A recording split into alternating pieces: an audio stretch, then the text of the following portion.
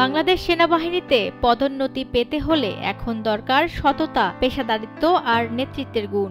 20 জুলাই রবিবার সেনা সদরে 2025 সালের নির্বাচনী পর্ষদের উদ্বোধনে একথা বলেন অন্তর্বর্তীকালীন সরকারের প্রধান উপদেষ্টা ডক্টর মোহাম্মদ ইউনূস। তিনি স্পষ্ট করে বলেন, কোনো রাজনৈতিক চিন্তা বা মতাদর্শ নয়, অফিসারের দক্ষতা, বিশ্বাসযোগ্যতা আর দায়িত্ব পালনের যোগ্যতাই হবে পদোন্নতির মূল মাপকাঠি। ডক্টর ইউনূস আরও বলেন, দেশের স্বাধীনতা আর সার্বভৌমত্ব রক্ষার পাশাপাশি সেনাবাহিনী দুর্যোগ মোকাবেলা থেকে শুরু করে শান্তি শৃঙ্খলা বজায় রাখায় বড় ভূমিকা রাখছে।